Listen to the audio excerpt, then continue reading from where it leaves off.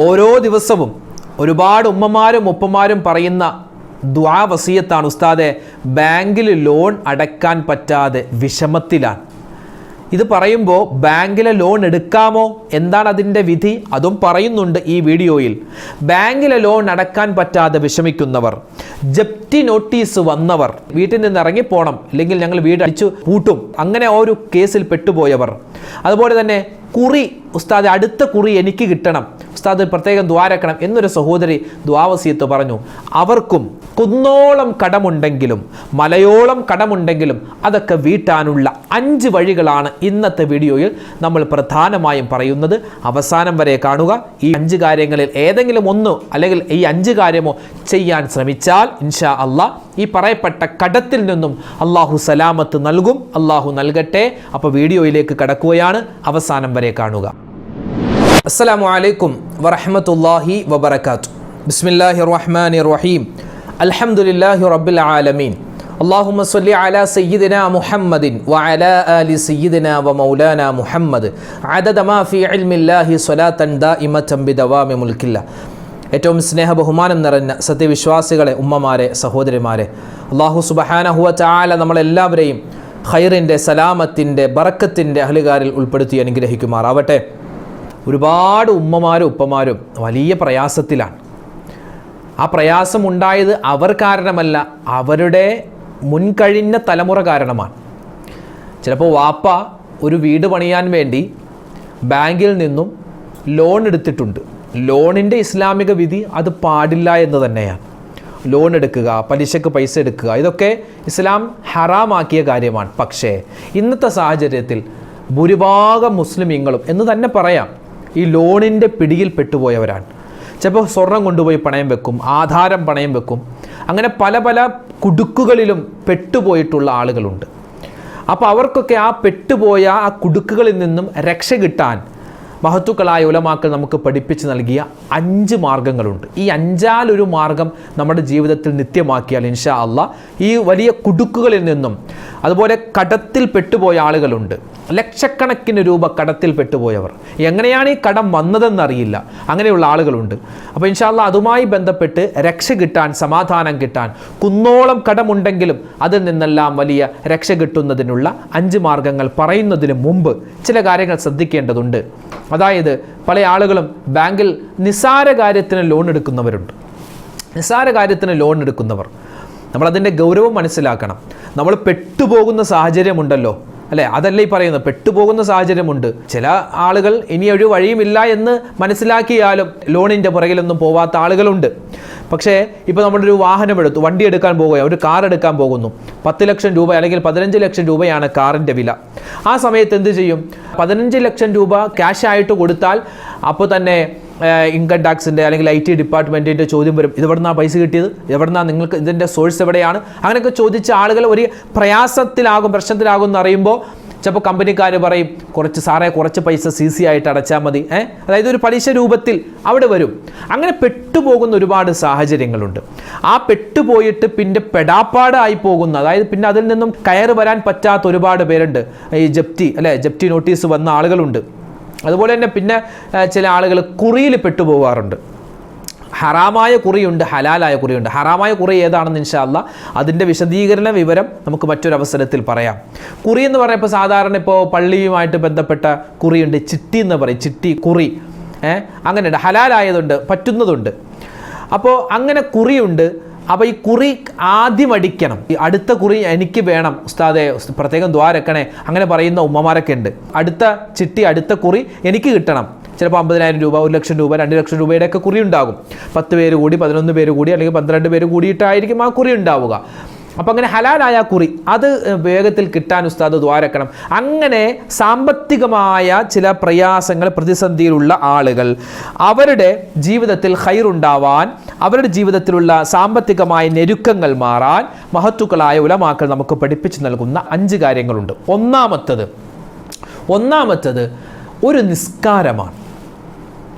ഒരു നിസ്കാരമുണ്ട്, അതുപോലെ തന്നെ ഒരു ദുആയുണ്ട്, അതുപോലെ ഒരു ഇസ്മുണ്ട്, അതുപോലെ ഒരു ദിക്റുണ്ട്, അതോടൊപ്പം തന്നെ ഒരു സൂറത്തും നമുക്ക് ഓതാനുണ്ട്. ഈ 5 കാര്യം കടം മാറാൻ, ഇതുപോലുള്ള ഈ പൈസയുമായി ബന്ധപ്പെട്ട പ്രതിസന്ധികളിൽ നിന്നും രക്ഷ കിട്ടാൻ ഈ അഞ്ചാലൊരു കാര്യം ചെയ്താൽ, 5 കാര്യവും ചെയ്യാൻ പറ്റിയാൽ വേഗത്തിൽ സാമ്പത്തികമായ പ്രതിസന്ധി മാറുമെന്നാണ്. ഒന്നാമത്തേത് നിസ്കാരമാണ്. നിസ്കാരം എന്ന് പറഞ്ഞാൽ 2 റക്അത്തുള്ള നിസ്കാരം. കടത്തിൽ പെട്ടുപോയവരെ, ഒരുപാട് പൈസ കടം കൊടുത്തിട്ടുണ്ട് ഉസ്താദെ, അത് തിരിച്ചു കിട്ടുന്നില്ല, അത് തിരിച്ചു കിട്ടാൻ ഉസ്താദ് ഒന്ന് ദുആ ഇറക്കണം എന്ന് പറഞ്ഞ ആളുകളുണ്ട്. ഒരുപാട് കടത്തിൽ പെട്ടുപോയി, ഇനി എന്താ പറയുക, ഒരു നയാ പൈസ പോലും കയ്യിലില്ല, 1 രൂപയുടെ തുട്ടുപോലും കയ്യിലില്ല. ഇനി എന്താണ്, ആത്മഹത്യയാണോ ഇനിയുള്ള പരിഹാരം എന്ന് വരെ ചിന്തിച്ചു പോകുന്ന ഒരുപാട് സഹോദരന്മാരുണ്ട്, സഹോദരങ്ങളുണ്ട്. മഹാനായ അലി ഇബ്നു അബീ ത്വാലിബ് റളിയല്ലാഹു തആല അൻഹു പറയുന്നു, കടം എന്നുള്ളത് ഖബറിലേക്ക് എത്തിക്കുമെന്നാണ്. കടം എന്നുള്ളത് ഖബർ, ശരിയാണത്.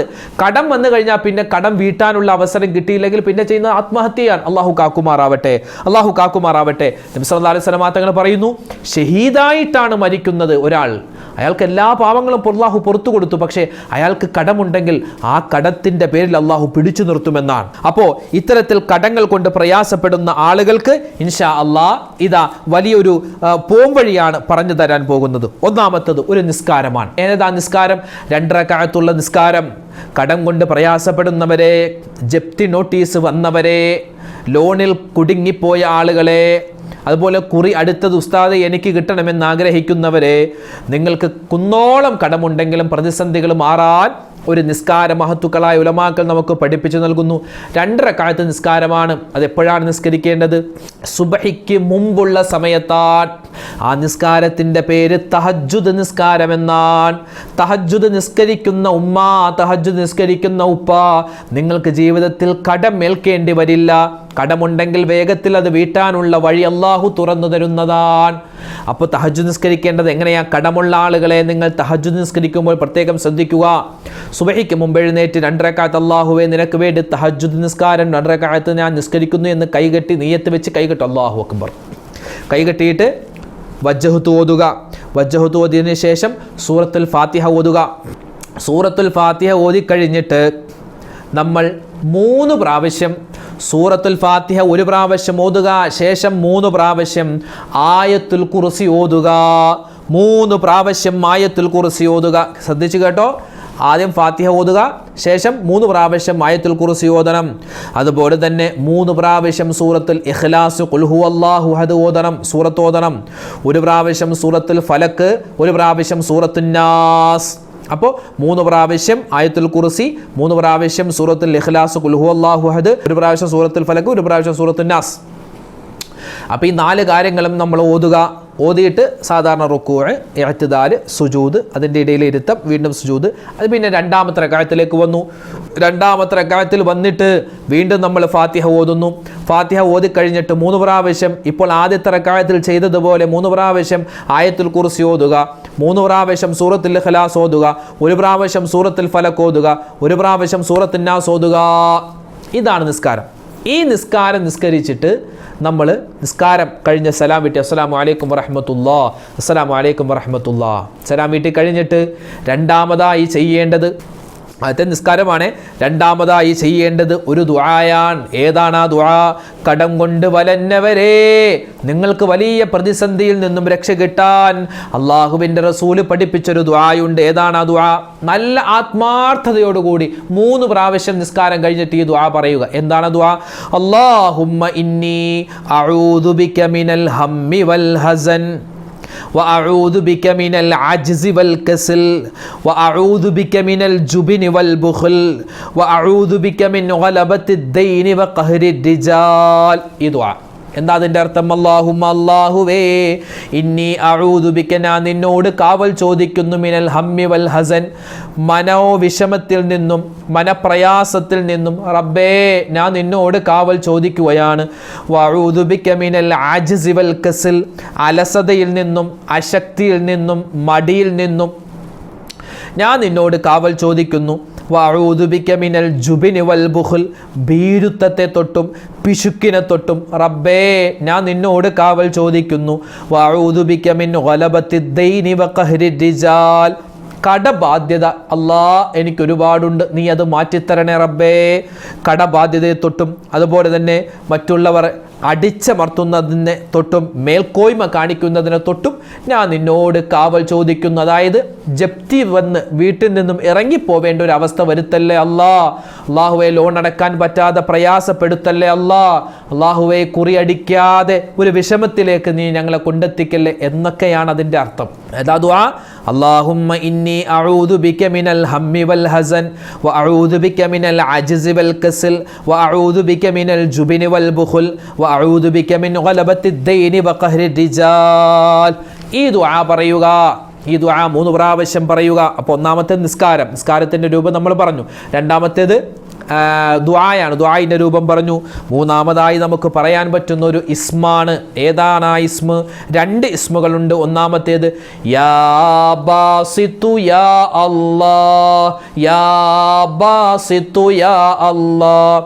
ഈ യാ ബാസിത്തു യാ അല്ലാഹ് എന്ന ഇസ്മും അതുപോലെ തന്നെ യാ ഖവിയ്യു യാ അല്ലാഹ്, യാ ഖവിയ്യു യാ അല്ലാഹ്. അപ്പോൾ അത് രണ്ടും കൂടി ചേർത്ത് പറയാം.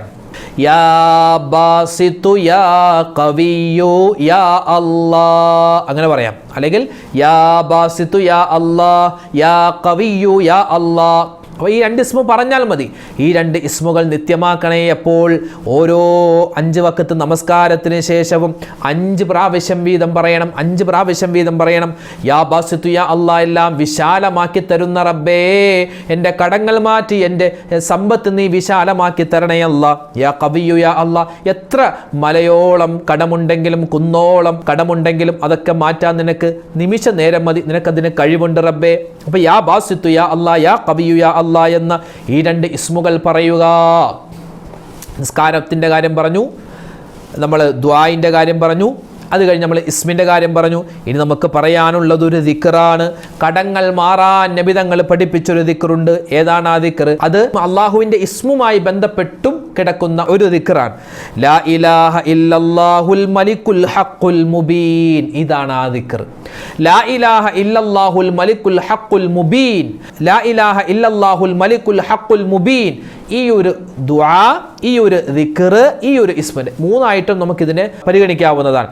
ഈ ഒരു ദിക്ർ നമ്മൾ എല്ലാ സമയത്തും പറ്റുന്നത് പോലെ, ഇത് കൃത്യമായി എണ്ണം പറയുന്നില്ല, പറ്റുന്നത് പോലെ ഈ ഒരു ദുആ, ഈ ഒരു ദിക്ർ, ഈ ഒരു ഇസ്മ നമ്മൾ പറഞ്ഞു കഴിഞ്ഞാൽ ഇൻഷാ അല്ലാഹ് കടങ്ങളുള്ളവർക്ക് വേഗത്തിൽ അത് മാറാൻ വലിയ ഒരു പോംവഴിയാണ്.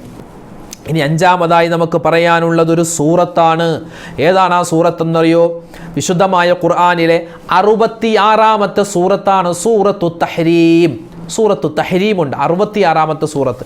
ഒരു എന്താ പറയുക, ഒരു 5 മിനിറ്റിൽ താഴെ, 5 മിനിറ്റ് 4 മിനിറ്റ്, ഒരു 3 മിനിറ്റൊക്കെ മതി വേഗത്തിൽ ഓതുന്നവർക്ക്. ആ ഒരു സൂറത്ത് നമ്മൾ എല്ലാ ദിവസവും മഗ്രിബ് നമസ്കാരത്തിന് ശേഷമോ അല്ലെങ്കിൽ സുബ്ഹി നമസ്കാരത്തിന് ശേഷം ഏതെങ്കിലും ഒരു സമയത്ത് ഓതിയാൽ മതി. ഇത് ഓതിയിട്ട് പ്രത്യേകം ദുആരക്കുക. ഏത് ദുആരക്കണം? നമ്മൾ നേരത്തെ പറഞ്ഞ അല്ലാഹുമ്മ ഇന്നി അഊദു ബിക മിനൽ ഹമ്മി വൽ ഹസൻ. അപ്പോൾ തഹജ്ജുദ് നിസ്കാരത്തിന് ശേഷം, തഹജ്ജുദ് നിസ്കാരം എങ്ങനെയാണെന്ന് നമ്മൾ പറഞ്ഞു. തഹജ്ജുദ് നിസ്കാരത്തിന് ശേഷം നമ്മൾ ഈ പറഞ്ഞ സൂറത്ത് ഓതുക, നമ്മൾ പറഞ്ഞ ഇസ്മുകൾ പാരായണം ചെയ്യുക, നമ്മൾ പറഞ്ഞ ദുആരക്കുക, നമ്മൾ പറഞ്ഞ ദിക്റുകൾ പറയുക. ഇതൊക്കെ പറഞ്ഞിട്ട് നല്ല രൂപത്തിൽ അള്ളാഹിനോട് മലയാളത്തിൽ പടച്ച റബ്ബേ, എൻ്റെ കടങ്ങൾ നീ മാറ്റി തരണേ അല്ലാ, എന്നെ നീട്ട് വട്ടം കറക്കല്ല റബ്ബേ, എന്നെ നീ പരീക്ഷിക്കില്ല എന്ന് പച്ച മലയാളത്തിൽ പറഞ്ഞു ദുആരക്കുക. അല്ലാഹു തആല ഇൻഷാ അല്ലാഹ് കടങ്ങൾ മാറ്റും. ജപ്തി നോട്ടീസ് വന്നവരെ അതൊക്കെ മാറ്റി കിട്ടും. ലോൺ എടുത്തവരെ ആ ലോണൊക്കെ തിരിച്ചടക്കാനുള്ള എല്ലാ വലിയ ഖൈറും അല്ലാഹു തആല തരും. എല്ലാം അല്ലാഹു തആല സലാമത്താക്കുന്ന വഴികൾ നമുക്ക് തുറന്നു തരും ഇൻഷാ അല്ലാഹ്. അപ്പോൾ ഈ കാര്യങ്ങൾ ചെയ്യാൻ മറന്നു പോവണ്ട. നബി സല്ലല്ലാഹു അലൈഹി വസല്ലമ തങ്ങളെ സ്വപ്നം കാണുക എന്ന് പറഞ്ഞാൽ അത് നമ്മൾ ആരും നിസ്സാരമായി കാണുന്നതല്ല. മുത്തുനബിയെ സ്വപ്നം കാണുക, അള്ളാഹു തൗഫീഖ് തരുമാറാവട്ടെ.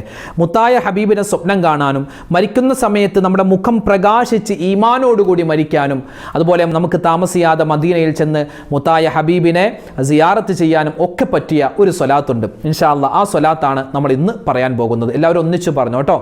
الصلاة والسلام عليك يا سيدي يا رسول الله خذ بيدي قلت حيلتي അസ്സലാത്തു വസ്സലാമു അലൈക യാ സയ്യിദി യാ റസൂലല്ലാഹ് ഖുദ് ബിയദി ഖല്ലത് ഹീലതി അസ്സലാത്തു വസ്സലാമു അലൈക യാ സയ്യിദി യാ റസൂലല്ലാഹ് ഖുദ് ബിയദി ഖല്ലത് ഹീലതി അസ്സലാത്തു വസ്സലാമു അലൈക യാ സയ്യിദി യാ റസൂലല്ലാഹ് ഖുദ് ബിയദി ഖല്ലത് ഹീലതി അസ്സലാത്തു വസ്സലാമു അലൈക യാ സയ്യിദി യാ റസൂലല്ലാഹ് ഖുദ് ബിയദി ഖല്ലത് ഹീലതി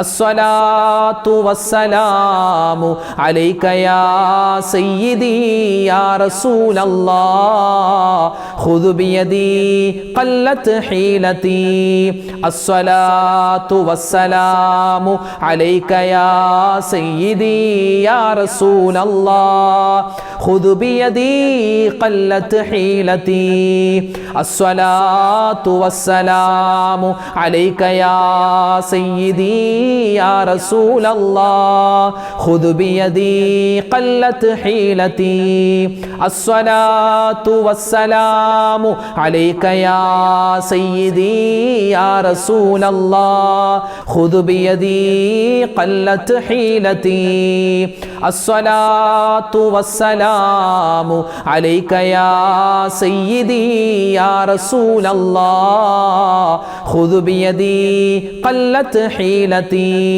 അസ്സലാത്തു വസ്സലാമു അലൈക യാ സയ്യിദി യാ റസൂലല്ലാഹ് ഖുദ് ബിയദി ഖല്ലത് ഹീലതി അസ്സലാത്തു വസ്സലാമു അലൈക യാ സയ്യിദി യാ റസൂലല്ലാഹ് ഖുദ് ബിയദി ഖല്ലത് ഹീലതി അസ്സലാത്തു വസ്സലാമു അലൈക യാ സയ്യിദി യാ റസൂലല്ലാഹ് ഖുദ് ബിയദി ഖല്ലത് ഹീലതി അസ്സലാത്തു വസ്സലാമു അലൈക യാ സയ്യിദി യാ റസൂലല്ലാഹ് ഖുദ് ബിയദി ഖല്ലത് ഹീലതി അസ്സലാത്തു വസ്സലാമു അലൈക യാ സയ്യിദി യാ റസൂലല്ലാഹ് ഖുദ് ബിയദി ഖല്ലത് ഹീലതി അസ്സലാത്തു വസ്സലാമു അലൈക യാ സയ്യിദി യാ റസൂലല്ലാഹ് ഖുദ് ബിയദി ഖല്ലത് ഹീലതി അസ്സലാത്തു വസ്സലാമു അലൈക യാ സയ്യിദി യാ റസൂലല്ലാഹ് ഖുദ് ബിയദി ഖല്ലത് ഹീലതി അസ്സലാത്തു വസ്സലാമു അലൈക യാ സയ്യിദി യാ റസൂലല്ലാഹ് ഖുദ് ബിയദി ഖല്ലത് ഹീലതി അസ്സലാത്തു വസ്സലാമു അലൈക യാ സയ്യിദി യാ റസൂലല്ലാഹ് ഖുദ് ബിയദി ഖല്ലത് ഹീലതി അസ്സലാത്തു വസ്സലാമു അലൈക യാ സയ്യിദി യാ റസൂലല്ലാഹ് ഖുദ് ബിയദി ഖല്ലത് ഹീലതി അസ്സലാത്തു വസ്സലാമു അലൈക യാ സയ്യിദി യാ റസൂലല്ലാഹ് ഖുദ് ബിയദി ഖല്ലത് ഹീലതി. അല്ലാഹു സുബ്ഹാനഹു വ തആല കടങ്ങളില്ലാത്തവരായി മരിക്കുന്ന സമയത്ത് ഒരു കടവുമില്ലാത്തവരായി നല്ല ഹൈറായ മരണം അള്ളാഹു നമുക്ക് എല്ലാവർക്കും നൽകി അനുഗ്രഹിക്കുമാറാവട്ടെ. എല്ലാവിധത്തിലുള്ള സലാമത്തും അള്ളാഹു നൽകുമാറാവട്ടെ. ഒരുപാട് പേര് ദ്വാരക്കാൻ പറഞ്ഞിട്ടുണ്ട്. ഇൻഷാ അല്ലാഹ് എല്ലാവർക്കും വേണ്ടി എപ്പോഴും ദ്വായുണ്ട്. ഇൻഷാ അല്ലാഹ് ഇനിയും ഉണ്ടാകും. അള്ളാഹു തആല നമ്മളോട് ദ്വാ കൊണ്ട് വസിയത്ത് ചെയ്ത മുഴുവൻ ആളുകളെയും അള്ളാഹു ഖൈറിൻ്റെ അഹ്ലുകാരിൽ ഉൾപ്പെടുത്തട്ടെ. എല്ലാ വിഷമങ്ങളും മാറ്റിത്തരട്ടെ, സലാമത്ത് നൽകട്ടെ. അള്ളാഹു തആല ഇരുലോക വിജയികളിൽ അള്ളാഹു നമ്മെ എല്ലാവരെയും ഉൾപ്പെടുത്തുമാറാവട്ടെ.